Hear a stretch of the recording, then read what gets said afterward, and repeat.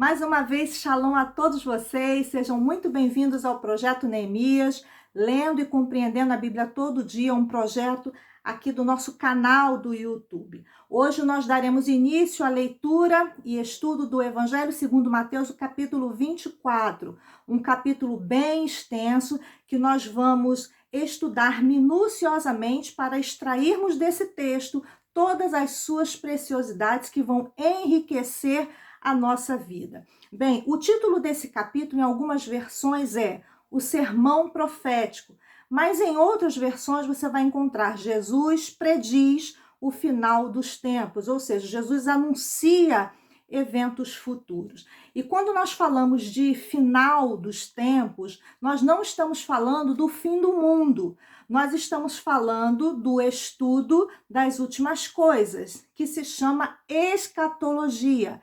É uma palavra grega, eschatos significa últimas coisas e logia significa ciência ou estudo. Então, nesse capítulo, Jesus vai abordar de forma vasta, ampla e profunda o que iria acontecer no futuro. E ele começa falando a respeito do templo. Quando nós falamos de escatologia, nós estamos falando de um assunto que não é para que as pessoas tenham medo, mas para que as pessoas tenham conhecimento de que escatologia não se trata apenas de eventos catastróficos, mas escatologia fala de amor, escatologia fala de salvação, do plano da redenção, escatologia fala principalmente, incansavelmente, sobre a vinda do Senhor. Então, é um assunto muito vasto, que nós precisaríamos de muitos vídeos para falar sobre essa ciência, sobre esse estudo, que é a escatologia. Para vocês terem uma noção de quão importante é esse assunto para o nosso Deus, 35% da Bíblia, dos versos encontrados na palavra de Deus, se referem à escatologia. Nós estamos falando de aproximadamente 11 mil versículos da Bíblia que falam claramente sobre escatologia.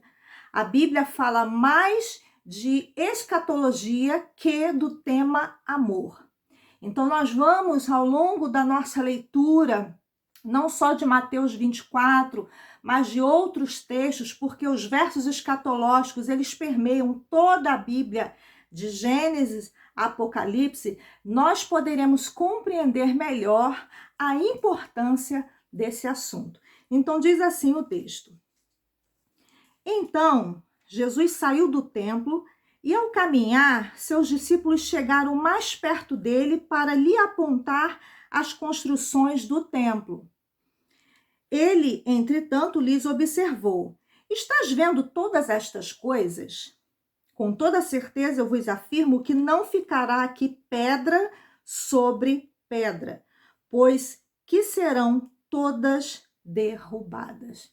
Bem, quando Jesus ele sai do templo junto com seus discípulos e ele começa a caminhar, os discípulos chamam a sua atenção para a construção do templo que estava sendo realizada. Não era o templo da época de Salomão, nem o templo que Esdras e Neemias reconstruíram. Tratava-se de uma terceira construção do templo na época de Herodes. E diante da visão que Jesus e os seus discípulos estavam tendo daquela construção, Jesus profere algo acerca do futuro em relação ao templo. Então, quando ele falou assim, olha, estás vendo todas essas coisas? Com toda certeza eu vos afirmo, ou seja, Jesus dá uma garantia que sobre aquela construção, sobre aquele templo que estava sendo erguido, não ficaria pedra sobre pedra. Então, vamos começar compreendendo o que Jesus estava dizendo, o que foi uma profecia que estava sendo pronunciada naquela hora e estava para acontecer. Para os discípulos era algo futuro. Hoje, para nós, já é uma profecia cumprida.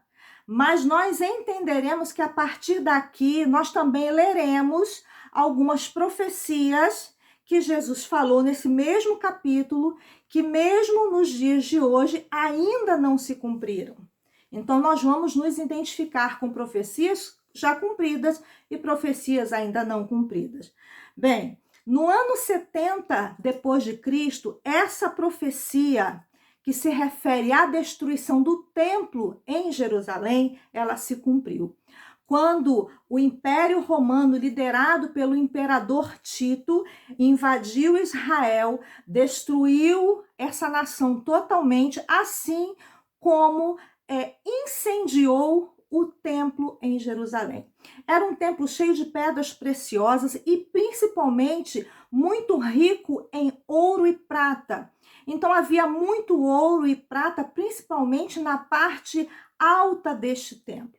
Então a única maneira que os romanos viram de retirarem não só as pedras preciosas, mas aquele ouro e aquela prata que ficavam numa parte muito alta, era incendiando o templo. O fogo faria com que a prata e o ouro derretessem, e assim aconteceu, e o ouro e a prata derretidos, eles derreteram e ficaram entre as frestas de cada pedra. Então, entre uma pedra e outra havia uma abertura chamada de fresta, e ali ficaram concentrados, não é? Todo o ouro e toda a prata que foram derretidas com o incêndio. E aí, para que os romanos pudessem retirar o ouro e a prata derretidos, os soldados romanos receberam ordens do imperador Tito para rolar, para tirar pedra sobre pedra, de modo que eles conseguissem arrancar dali ou retirar dali toda aquela riqueza em ouro e prata. Então, foi uma desolação total. Nós estamos falando de uma invasão que destruiu toda uma nação. Muitos sobreviventes foram vendidos e negociados como escravos. Mais de 1 milhão de judeus morreram nessa invasão. Alguns sobreviventes foram espalhados por várias partes do mundo. Então, nessa destruição do templo, que Jesus estava se referindo que não ia ficar pedra sobre pedra daquela construção, sobrou apenas, os romanos deixaram apenas uma parte da muralha do templo, como um símbolo de um aniquilamento, de uma destruição de Israel. Era um símbolo da vitória deles sobre aquela nação. Então, nós estamos falando de uma nação, Israel, que desapareceu completamente nessa invasão do Império Romano. E essa invasão, ela é considerada como uma das maiores humilhações já sofrida por uma nação até os dias de hoje. E essa parte da muralha do templo que sobrou e que os romanos deixaram como símbolo de destruição, de aniquilamento da nação de Israel, hoje, nos dias atuais, é conhecida como o Muro das Lamentações. Bem, e é claro que a nossa riqueza de conhecimento desse texto não para por aí, porque no próximo vídeo nós falaremos sobre o princípio das dores.